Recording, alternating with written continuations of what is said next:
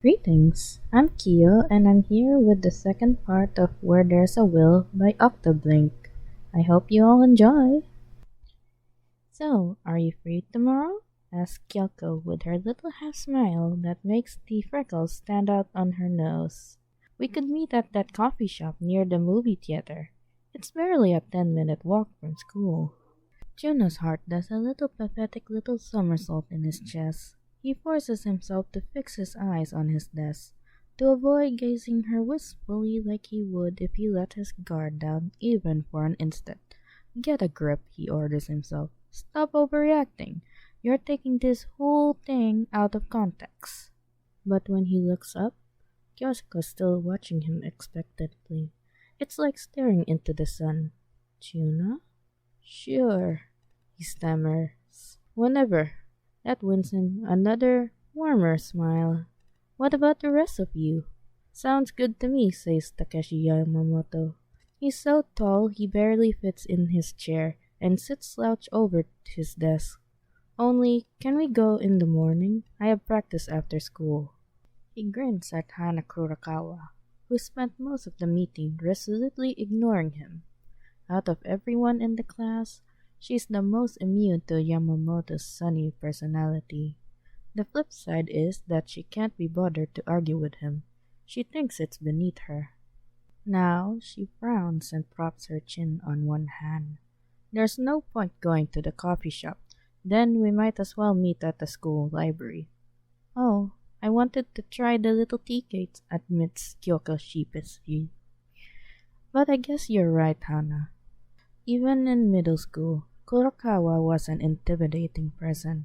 She had a combination of a no-nonsense attitude and an implausibly high standards that scared off pretty much everyone except Kyoko.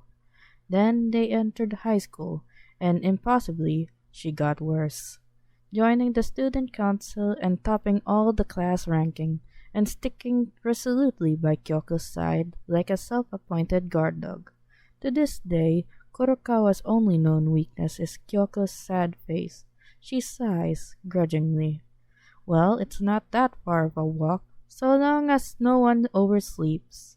Then she glares at Yamamoto and Chuna, like either of them would have dreamed of objecting.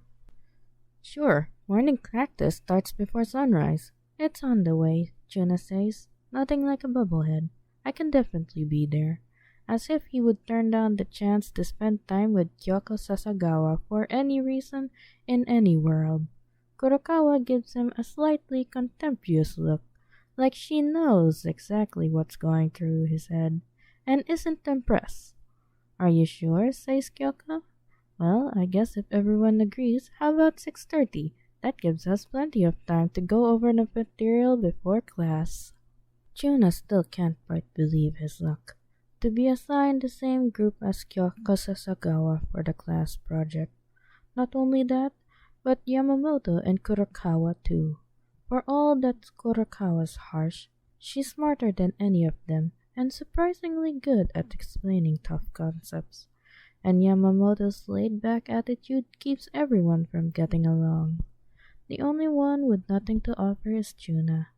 Since starting Naminori High a few weeks ago, he at least managed to avoid the notoriety that followed him throughout middle school. Back there, he was the class-whipping boy. Here, he's not loser Chuna. He's just a nobody. It's settled then, Kurokawa folds her hands, like a judge banging a gavel to conclude a case. 6:30 sharp. They all split after that.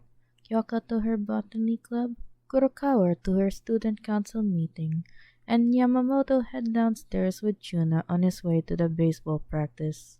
Yamamoto doesn't seem to think there's anything unusual about talking to Chuna like he's just another classmate, chattering about baseball and the summer tournament season. Realistically, though, Chuna's mentally calculating the number of times he so much as spoken to Yamamoto. Even for him, it's not exactly difficult math. They step out into the courtyard, and Chuna winces at the glare of the sun. It's getting hot already, even though it's barely mid-April. Are you heading home? Yeah, I'm not in any clubs. He's a textbook underachiever, It doesn't bother him most of the time, but admitting it to someone as hardworking as Yamamoto is a little embarrassing. I guess practice keeps you busy? Yamamoto hums in agreement. I help out at my dad's restaurant too. I got pretty good at making sushi in middle school when I took time off the baseball team. You took time off baseball? It's hard to imagine. Baseball defines Yamamoto. Yep, our first year, remember? Juna tries to think back, but his memories of middle school are hazy. He's been so caught up in trying to scrape through classes and avoid bullies.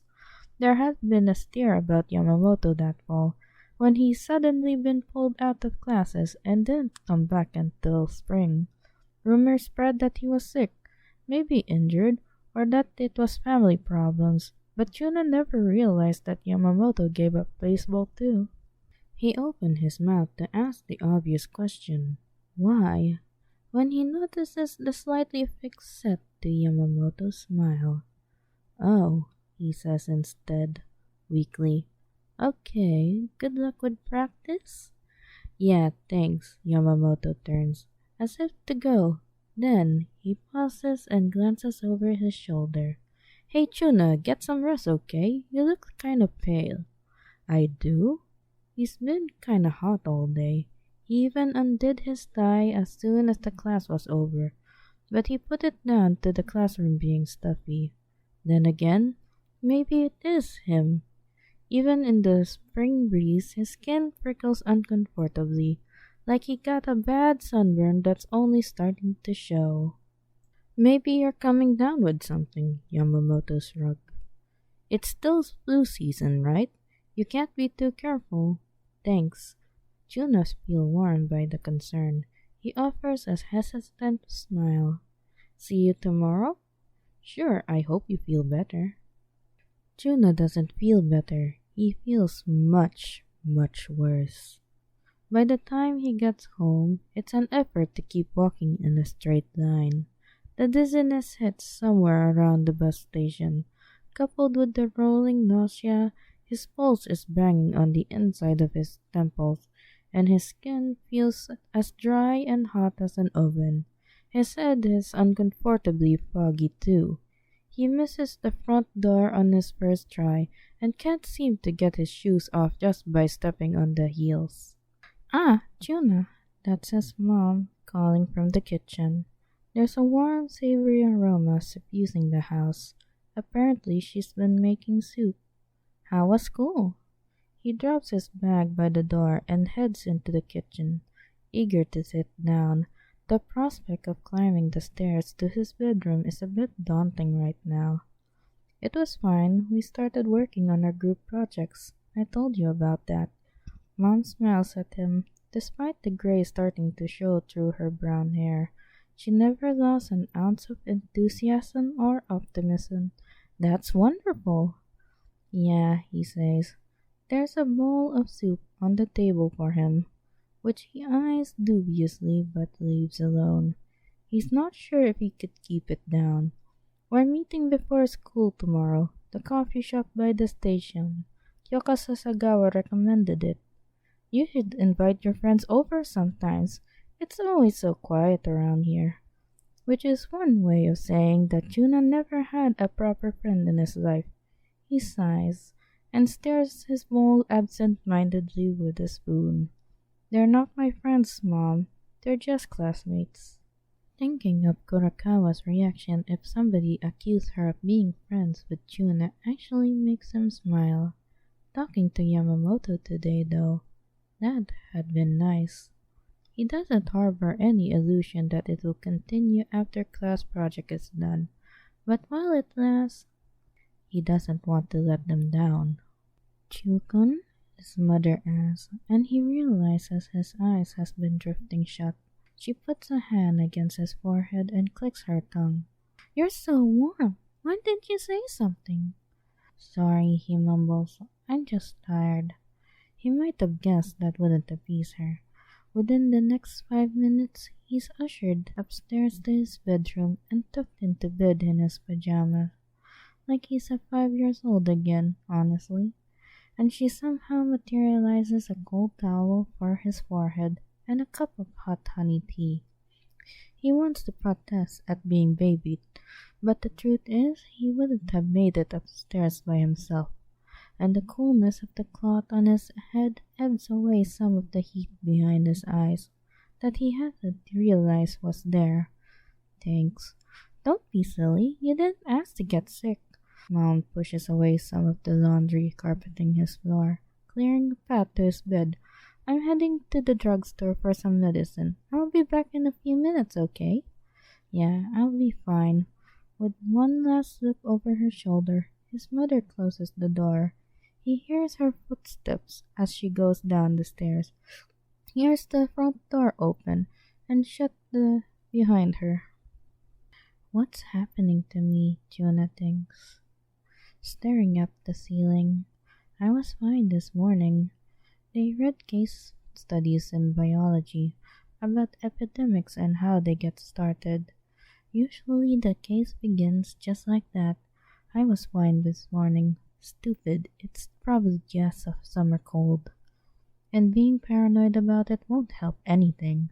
But before long, he's struggling to remember anything about those studies at all. His eyes feels heavy and hot, his breath scalding in his lungs. He tosses and turns free of his bedsheet, but he's still far too warm. The damp towel on his forehead is bone dry, which shouldn't be possible. It's only been a few minutes, hasn't it? It's getting hard to tell time. It's like his own blood is trying to boil him from the inside out. Every time his eyes slide shut, he sees light behind them. Orange flames dancing inside his head.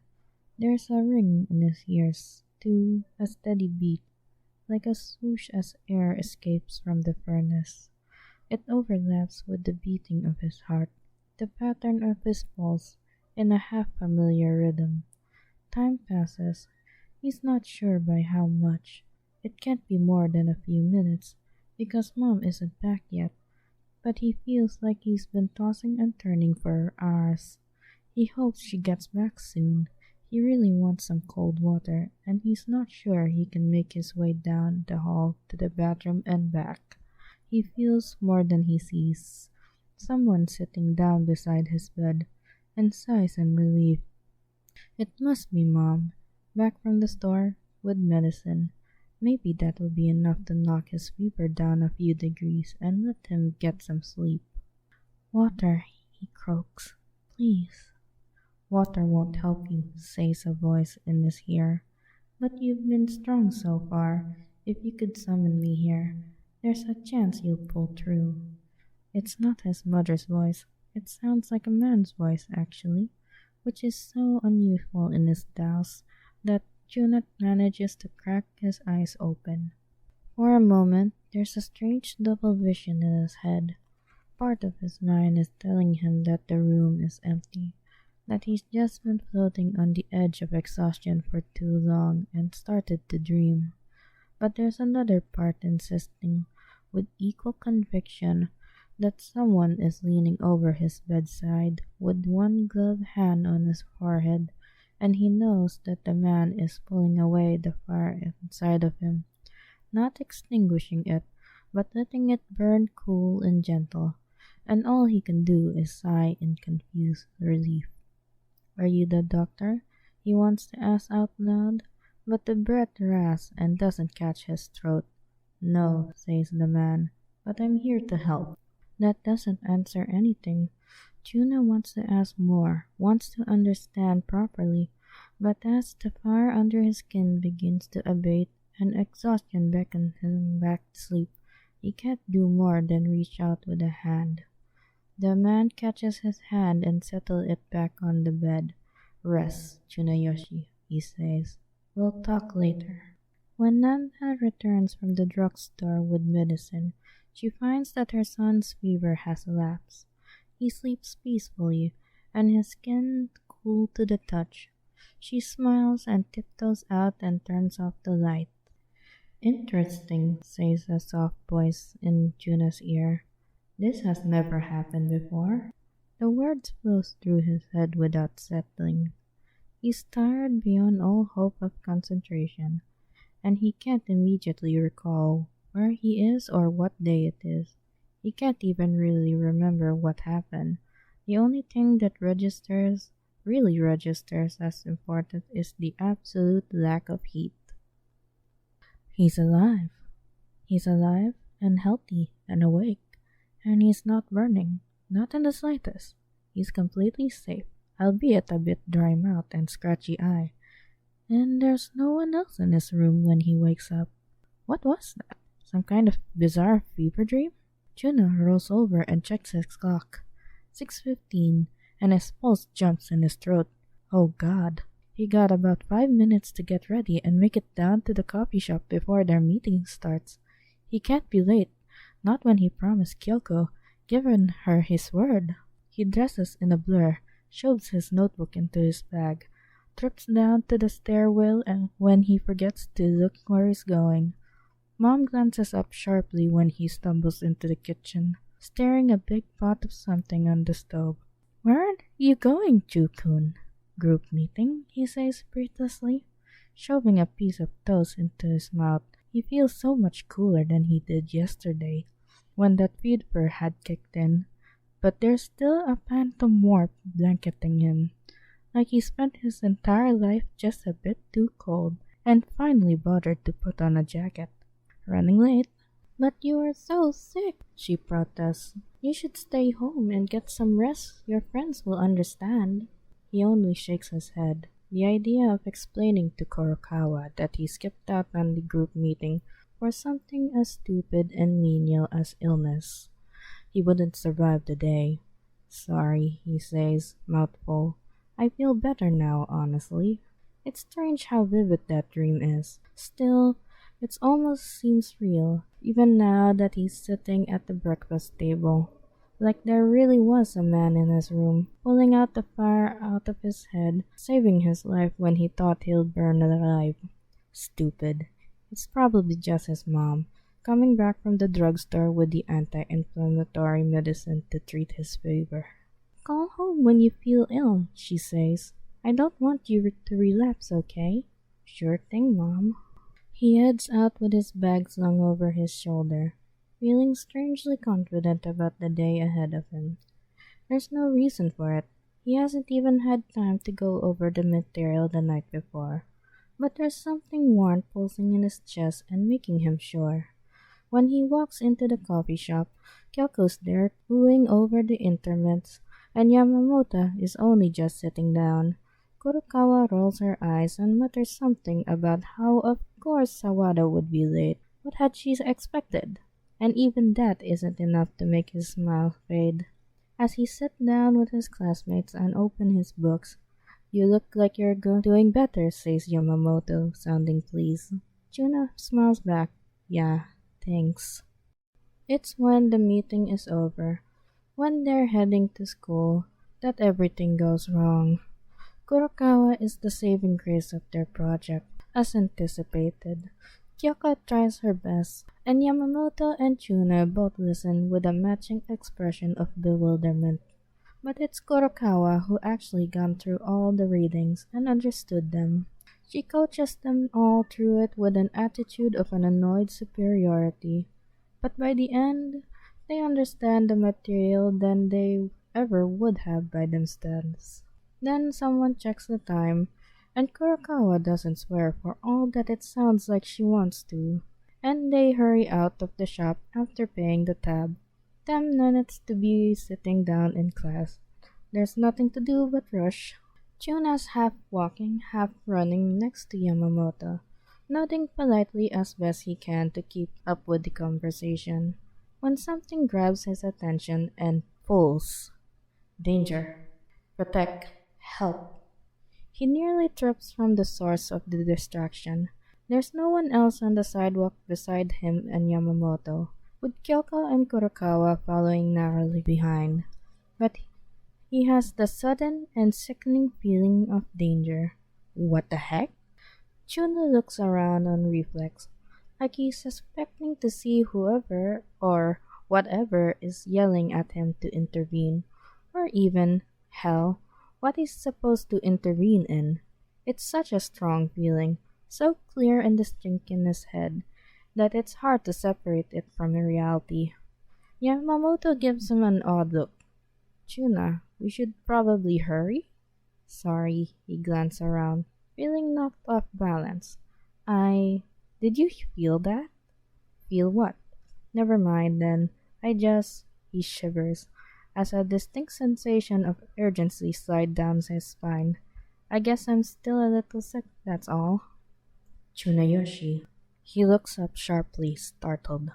There's no one he knows that actually calls him by his entire first name. With Mom, it's always Chukun, and even Yamamoto and Kyoko usually call him Tuna.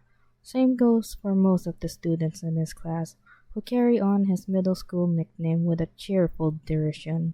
Even Kurokawa mostly calls him Sawada, but there's no one near him, no one but Yamamoto. And he's staring at him with a quizzical expression. Hurry, Tsunayoshi. Something flashes in the corner of his eye. A brief image, almost an idea, of a red-lined cloak disappearing behind the corner, and the sensation that goes along with it. Tuna turns to Yamamoto and says apologetically, I'll meet you in class. There's something I got to do. Tuna, wait! Don't worry, he shouts behind him. He suspects it doesn't come out as reassuring, so much as panic. Whoever he's following, the man is hard to catch. Every time he thinks he's making progress, he turns a corner only to see the flicker of a cloak vanishing around the next. He sees an instant of blonde hair, a flash of amber eyes, but never quite catches up to the man. He's not chasing a person, he realizes. He's being led somewhere. Somewhere away from Naminori High, which is distressing. Class started in 10 minutes about 4 minutes ago, and the chances of him making it to homeroom on time are slimming rapidly. At least twice, he skid to a halt, determined to turn around. They have to turn in their project, and if he isn't there, Kyoko and Yamamoto will be disappointed, and Kurokawa will be pissed, only for the feeling of urgency to redouble. The reason for it is totally beyond him. There's no logic, no understanding, just feeling that something bad is happening, and the urge to make it stop. Intuition, whispers a voice. Tuna makes a sound that's half a whimper, half a laugh. He hasn't run so far so fast in months. His heart is bashing savagely at his rib cage. His lungs are aching. The muscle in his legs are screaming in protest. He's almost ready to collapse in a quivering mess. Intuition or no intuition, when he turns to a corner and finds himself face to face with what can only be a mugging in progress. There are 4 teenagers, all of whom could be comfortably typecast as delinquent, standing around a short-haired boy.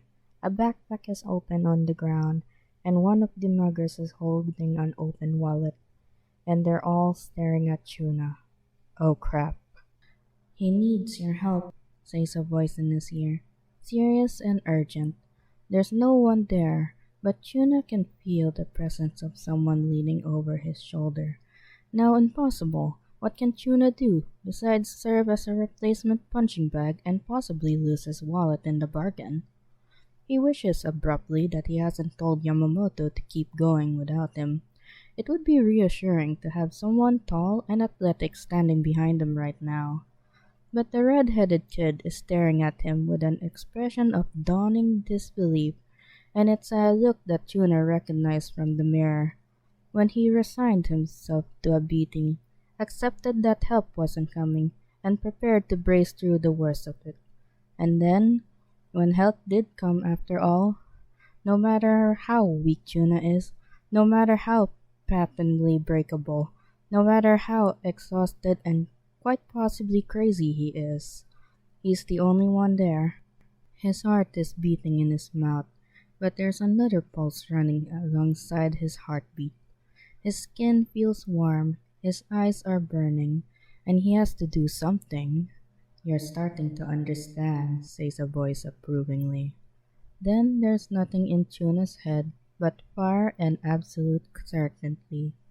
He steps forward and says, "Leave him alone." None of this would have happened if it weren't for the headphones, Shoichi thinks. There's so much panic going on in its head, it drowns itself out, while a serene kind of resignation floats to the top. And, since the headphones were a birthday gift from Akiko, that means it's all his sister's fault. Haha, if only. No, he'd been listening to a new Blood and Peppers album at top volume like an idiot, completely oblivious to the world around him. To make the matters worse, he'd been looking at his phone. The last message from his conversation with Spanner is still on his screen when someone grabs him roughly by the shoulder and turns him around. At Lollipop, CMG, wouldn't it be cool if you could do it with servos? At Lollipop, Shoichi, you there? Shoichi is not there. He's too busy quaking in his sneakers as he stares up at the delinquent-looking teen holding him up by the collar. There are 4 of them, and one is wearing the blazer, although not the uniform, shirt, pants, or tie of Naminori Eye. The rest are in street clothes, hats pulled low to their eyes, oversized jackets like a Korean hip-hop artist Akiko is obsessed with, jeans and scuffed-up shoes. They smell like smoke, and they have enough glittering silver chains and facial piercing between the 4 of them to stock a jewelry store. It would almost be comical if they weren't all eyeing Shuichi in his uniform with a predatory interest. Damn his uniform. Just because he attends a private high school, they think he's a good target for a mugging. He might as well painted a target on his chest. Well, says a more sensible part of him, you might have heard them coming if you actually paid attention. Thank you, hindsight. Hey there, Yume, says the one who has him by the collar. It's hard to tell if he's the leader or just the muscle. Either way, he's definitely the biggest and tallest of the lot. Have anything to share today? Yume, because of his uniform. It would be almost cute if only Shuichi could get his legs to stop quivering. He feels the onset of a familiar ache in his gut, settling halfway between dread and panic. They steer him away from the bus stop to a quiet little alcove that's out of view to all but the very nearest part of the street. It's smaller too, which limits his chances of escape. That's when he starts to really sweat, because the thing is, Shoichi doesn't carry much cash on him. He doesn't have much cash. He's no rich kid. They always had enough to go around and keep food on the table, but he's in Yume on a scholarship. The only money he carries is the change for the school vending machines and a 500 yen for an emergency bus ride home. He doesn't want to think what they might do if they decide they're disappointed. Or worse, if they decide they're skeptical. Look, I'll give you my wallet, he babbles meaninglessly. There's not much in it, but you can have it. Please, just let me go to school. I won't even tell anyone. Real tough guy, comments one of the boys in the back, and laughs. The one holding him laughs too, and fishes Shoichi's wallet out of his bag. He tosses it to one of his friends, the one with the low-slung jacket with the hood pulled up. The friend rifles through it and scowls. Are you kidding me? What are you, an old lady buying groceries? Wouldn't ask for a coin purse, ma'am. It's all I have. His voice doesn't even waver, despite feeling like his stomach is one big frozen knot. Shoichi Airi is surprisingly good under pressure. Who would have guessed? Unfortunately, it comes off a little too calm, a little too close to insulting. He doesn't even realize he pissed off delinquent number 1 until he's gagging, crouched over on himself, gasping for breath. Punch right in the diagram. I don't fucking think so. Try a little harder. God, what had he gotten himself into? He should have just kept his mouth shut. Shoichi looks up helplessly and spreads his hands in the universal gesture for I got nothing. I'm sorry. Check his bag, orders the last kid. He's wearing a dark hoodie and sunglasses, and he's the shortest of the four. Surprising that he's the leader, but appearance aren't everything, and his pockets. Nothing in his pockets, as Delinquent One confirms. Brown Hat checks his bag, and as Shoichi could have predicted, comes up with nothing but a few notebooks, a CD case, and an MP3 player. Nothing here, Toma. With no one holding him down, Shoichi backs up until he feels the wall behind him. There's nowhere to run, nowhere they wouldn't be able to drag him back in a matter of seconds. He'd be leaving his bag behind, and all his notebooks. He's not sure if he's more scared about getting beat up, or that they might take a shine to his headphones and CD in the place of the cash they hope for. It's a collection he curated lovingly for years, and the idea of losing it all at once makes his blood go cold. Toma, or whatever they're calling him, narrow his eyes. Waste of fucking time. It's a command, or it has the force of one. Delinquent number one smiles unpleasantly, and Shoichi realizes with a sickening jolt that no, he won't be getting to class on time. He glances at the road, hoping desperately for a last-minute rescue. Then he gapes, because someone's actually there. A kid in Naminori high uniform, tan blazers and pants, navy tie over a dress shirt, is staring at them with wide eyes. Almost as soon as Shuichi sees him, his hopes fade away. The kid is even smaller than he is, barely 5 feet tall with the mess of brown hair making up for the difference.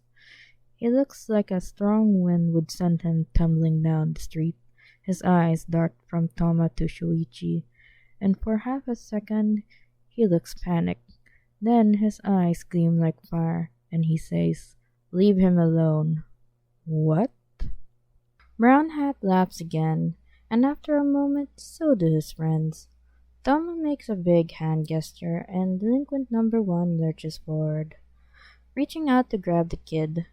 Calmly and languidly, the Naminori boy seizes Delinquent one's wrist. He turns on his heel and swings out a foot to knock the older boy's feet out from under him.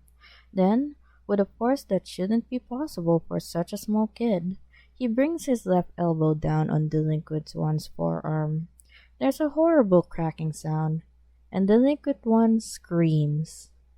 The Naminori kid lets go, and the older boy slurps to the ground with his hand clutching his arm.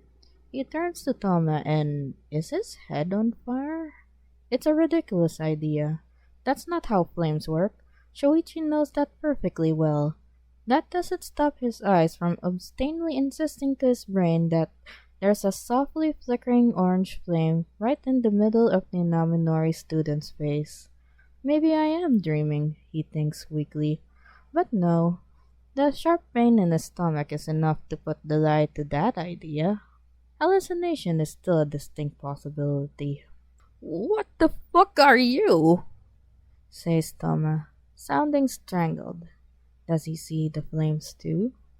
"You can go now," the Naminori kid answers. His voice is level, confident, and strangely detached considering he just broke someone's arm. He's not even out of breath. Leave his things behind and we can call it even. The third kid, the one who's been going through Shoichi's wallet, throws it to the ground like it burned him. His eyes dart from Toma to Shuichi to the Naminori kid.